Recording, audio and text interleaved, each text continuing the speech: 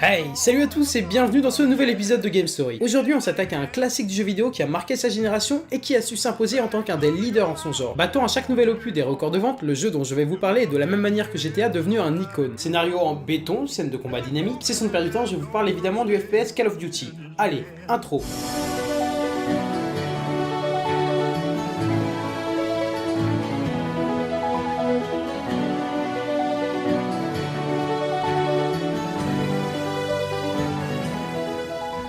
Call of Duty. Que vous soyez joueur occasionnel ou régulier, ce nom ne peut que vous évoquer le nom du fameux FPS. En effet, la saga Call of Duty se hisse au sommet des FPS les plus joués aux côtés de Battlefield et Counter-Strike. Et ceci même après les déceptions causées par les dernières sorties en date, Call of Duty Infinite et Advanced Warfare et Call of Duty Black Ops 3. J'ai ainsi décidé de revenir en arrière pour voir à vos côtés comment cette histoire a commencé. Notre histoire débute le 7 novembre 2003 avec la sortie du tout premier jeu de la saga sur PC, Call of Duty. Ce jeu est le résultat d'une idée assez risquée de la société Activision qui se met à vouloir réaliser un jeu sur l'idée semblable à la série d'Electronic Arts, autrefois DreamWorks Interactive, Medal of Honor. À cette occasion, l'éditeur recrute un jeune studio, Infinity Ward, composé de nombreux designers ayant participé à la création de Medal of Honor, Débarquement allié. À cette époque, la série d'Electronic Arts est sur le devant de la scène et s'accapare tout le succès. Cependant, l'arrivée de Call of Duty va tout changer. En effet, ce jeu révolutionne la carrière solo en tirant ses inspirations de nombreux films hollywoodiens pour réaliser des scènes dignes de Il faut sauver le soldat Ryan par exemple pour la scène du débarquement. Ce qui fait le succès et qui différencie Call of Duty de Medal of Honor, c'est surtout cet aspect grand spectacle. À côté de cela, de nouvelles fonctionnalités dans ce FPS apportent une touche d'originalité. Par exemple, le personnage principal est suivi lors des phases de combat d'un commando de soldats alliés dirigé par intelligence artificielle et qui donne une impression de jouer aux côtés d'autres joueurs. Mais ce n'est pas tout, car dans Call of Duty, contrairement à Medal of Honor, vous ne contrôlez pas seulement des soldats du camp américain mais également des soviétiques. Fini le patriotisme unilatéral, fini les conflits idéologiques. Call of Duty vient changer cette manière de voir les choses. Il va sans dire que le film Stalingrad sorti en 2001 a servi d'inspiration aux développeurs pour proposer cette idée. Call of Duty premier du nom est une véritable réussite. Le succès de la série est assuré dès le premier opus avec des graphismes vraiment détaillés et une mise en scène vraiment immersive. Seulement, ce jeu est une exclusivité PC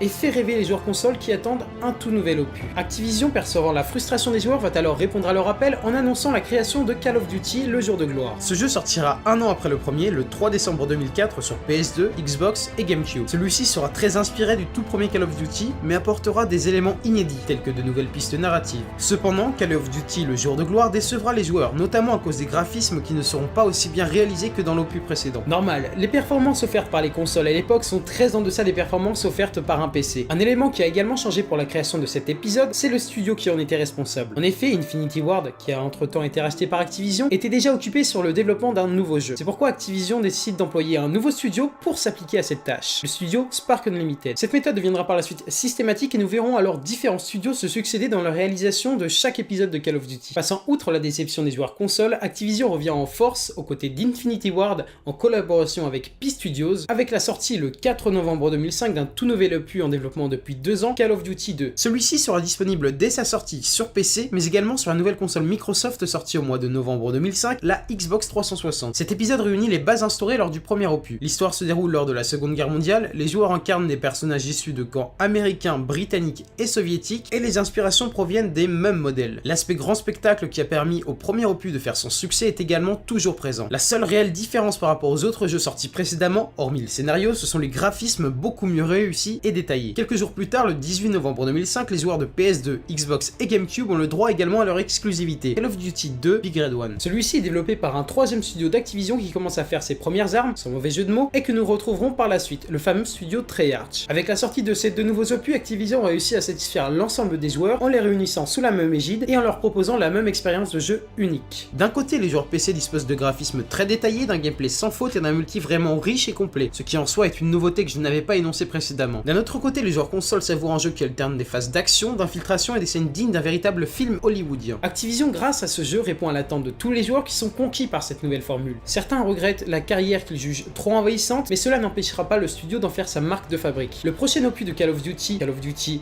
En marche vers Paris, signé Treyarch, est sorti le 10 novembre 2006 sur PS3, PS2, Xbox 360 et sur Wii. Quoi ?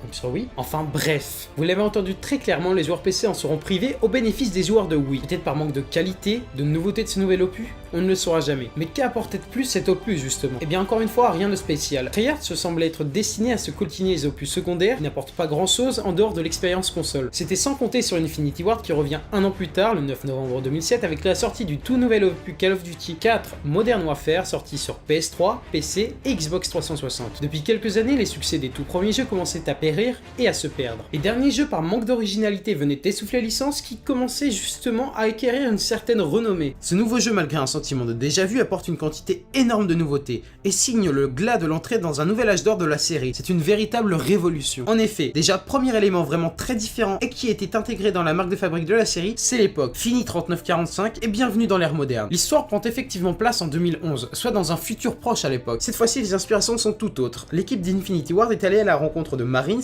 afin de voir les exercices qu'ils mènent, mais également pour parler de leurs ressentis à propos des combats. D'un autre côté, on ressent une inspiration pour la saga Tom Clancy, véritable mine d'or pour la société Ubisoft. Le grand spectacle est encore au rendez-vous dans la carrière et est poussé encore davantage avec des alternances de passages au rythme effréné et d'autres où le joueur doit rester passif. Mais la véritable révolution est tout autre. Elle réside dans le multijoueur avec l'ajout de nombreux éléments tels que l'apparition de grades qui sont obtenus avec des points d'XP accumulés au cours des parties et qui permettent de débloquer des armes. Le mode multijoueur plaît énormément, à tel point que certains joueurs tendent à délaisser le mode solo pour y consacrer l'ensemble de leur temps. Avec ce tout nouvel opus explosif, Activision a su se démarquer et a de quoi satisfaire l'ensemble des joueurs en regroupant tout ce qu'un FPS peut posséder. La preuve remarquable de ce succès sans précédent, c'est la chute dans les abîmes du rival direct de Call of Duty, Medal of Honor. Celui-ci a beaucoup de mal à se renouveler et à convaincre les joueurs. Comme chaque année, Activision est au rendez-vous avec la sortie le 4 novembre 2008 de deux nouveaux jeux, Call of Duty World at War et Call of Duty World at War Final Fronts. Le premier, édité par Treyarch, se sortira sur PC, PS3, Xbox 360 et Wii, tandis que le second, développé par le studio Rebellion, est un portage PS2.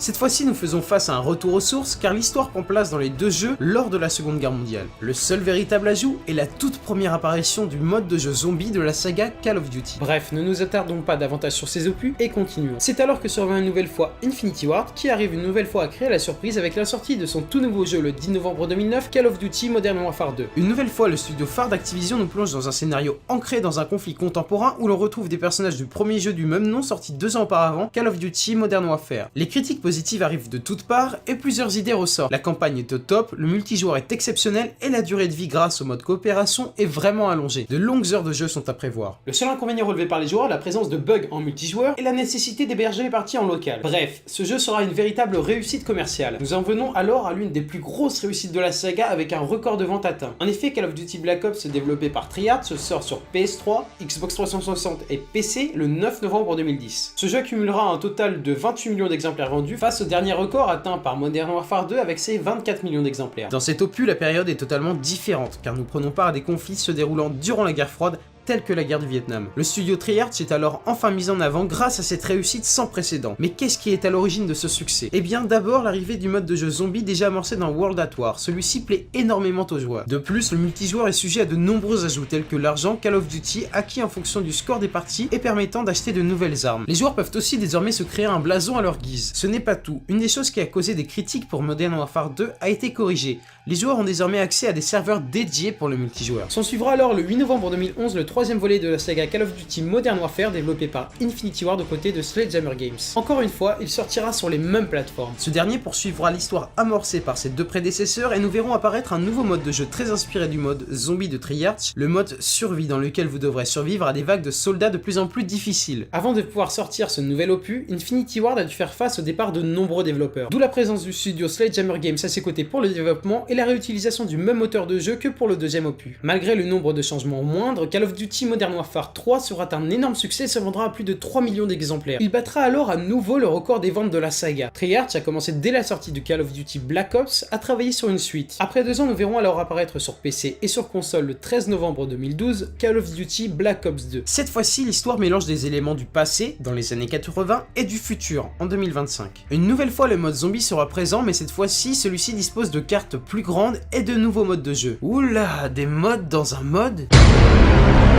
Le premier est le mode Transit, dans lequel vous vous déplacez en bus de carte en carte. C'est un mode plutôt apprécié par les joueurs. Le second est le mode Lutte, dans lequel deux équipes s'affrontent indirectement. L'une doit survivre et l'autre doit poser des pièges et lancer des vagues de zombies. Nous retrouvons également le mode Survie classique. Hormis ceci, peu d'ajouts marqueront ce jeu. Le mode compétitif se décomposant en ligue a été ajouté afin d'apporter une véritable dimension compétition à Call of Duty. C'est pourquoi nous verrons ensuite apparaître le 3 avril 2012 un championnat organisé par Activision à Los Angeles intitulé Call of Duty Championship, au terme duquel les gagnants peuvent gagner jusqu'à 400 000 $. Call of Duty Black Ops 2 sera l'un des derniers jeux de la série à conserver une bonne appréciation des fans. En effet, les 4 jeux qui sortiront les 4 années suivantes n'arriveront pas à égaler les belles années de la série. C'est la fin de l'âge d'or de Call of Duty. Cette chute commence dès la sortie de Call of Duty Ghost le 5 novembre 2013 sur PC, PS3, PS4, Xbox 360 et Xbox One. Infinity Ward à la tête du projet joue la carte d'un futur proche, post-apocalyptique pour la carrière qui prend place en 2017, c'est-à-dire actuellement quoi. Malgré un réalisme accru grâce au nouveau moteur de jeu Next Gen Engine et l'apparition de quelques nouveaux modes de jeu, Call of Duty Ghost ne fera pas l'unanimité et sera beaucoup critiqué. Le studio Sledgehammer Games, qui était alors arrivé récemment aux côtés d'Activision, tente de renouveler la licence en apportant une nouvelle expérience de jeu inédite avec Call of Duty Advanced Warfare. Celui-ci sort le 4 novembre 2014 sur PC, console Next Gen et ancienne console. Sledgehammer parie sur un gameplay et un aspect futuriste pour son jeu en ajoutant le fameux exosquelette qui ajoute beaucoup de vitesse au jeu et une complexité accrue. Le joueur peut en effet désormais marcher sur les murs, sauter plus haut, effectuer des glissades, etc. Malgré toutes ces nouveautés, les fans ne sont pas convaincus et viennent alors de plus en plus à délaisser la licence. Effectivement, les ventes baissent de plus en plus et après avoir écoulé Ghost à plus de 28 millions d'exemplaires, Call of Duty Advanced Warfare ne se vendra qu'à 22 millions d'exemplaires. La série s'essouffle de plus en plus. Treyarch se tente alors le tout pour le tout. Il profite du succès de ces deux derniers jeux afin d'en créer une suite et tenter de reconquérir les fans. C'est alors que sort le 3 novembre 2015 sur PC et console Next Gen Call of Duty Black Ops 3. Ce jeu est également sorti sur ancienne console, mais cette version est tellement médiocre que je ne souhaite pas m'attarder dessus. Cette fois-ci, l'histoire se déroule complètement dans le futur. Les soldats contrôlés, que ce soit dans la campagne solo ou dans le multi, possèdent tous des exosquelettes ou des membres robotiques décuplant leurs capacités et surtout leurs mouvements. Le mode zombie est toujours présent et se déroule dans la ville de Chicago. Ce qui a vraiment changé finalement dans cet opus, c'est l'ajout des spécialistes qui possèdent tous une arme et une capacité spéciale définie. Pour le reste, il y a beaucoup d'inspiration de son prédécesseur, Advanced Warfare. Un sentiment de déjà-vu et de déception plane autour de Black Ops 3. Les fans attendent du renouveau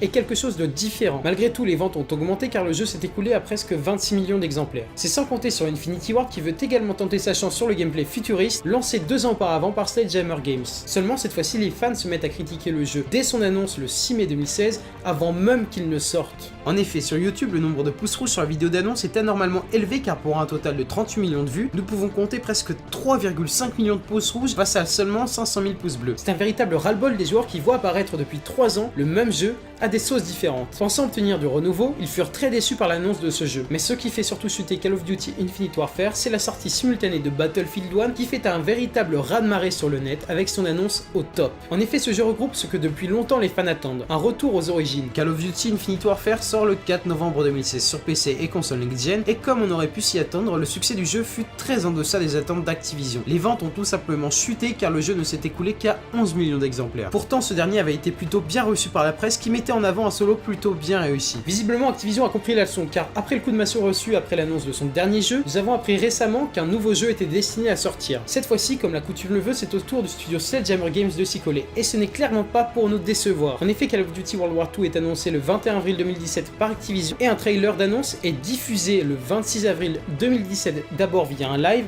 puis sur YouTube. Cette fois-ci, les fans semblent être de nouveau conquis par le jeu malgré encore le peu de révélations faites sur celui-ci. Ce que nous savons avant tout, c'est qu'Activision opère un véritable changement de période. Fini le futur ou l'époque moderne et retour aux sources avec un jeu centré sur la Seconde Guerre mondiale. On nous dévoile alors des scènes d'action pures et mythiques du conflit telles que le célèbre débarquement. Dans ce trailer, tout y est, la musique, les images. Activision ne veut pas refaire 2 fois la même erreur et prend exemple sur Electronic Arts avec la sortie du trailer de Battlefield 1. Une chose semble être sûre, la carrière solo promet d'être dense et d'être digne d'un véritable film hollywoodien. Enfin bref, l'avenir nous dira ce qu'adviendra la licence dans le futur. Activision arrivera-t-il une nouvelle fois à changer la donne et à récupérer sa communauté en colère, ou est-ce que ce jeu sera une nouvelle déception pour les fans? Tout va se jouer dans les mois à venir, mais surtout à la sortie officielle du jeu le 7 novembre 2017. Pour ma part, j'ai lâché Call of Duty depuis un certain temps car le gameplay futuriste ne me plaisait pas, même si je dois dire que ça m'a un peu intrigué à la sortie d'Advanced Warfare. Mais selon moi, avec ce retour en force et suite aux échecs précédents, Activision va tout faire pour essayer de remettre remettre les pendules à l'heure et récupérer sa place de leader face à son rival direct Electronic Arts. Bon, et bien c'est la fin de ce 8e épisode de Game Story, j'espère qu'il vous aura plu. Si c'est le cas, n'hésitez surtout pas à laisser un pouce bleu, à partager cette vidéo, mais surtout à vous abonner pour suivre les épisodes suivants. Vous pouvez également laisser des commentaires pour m'encourager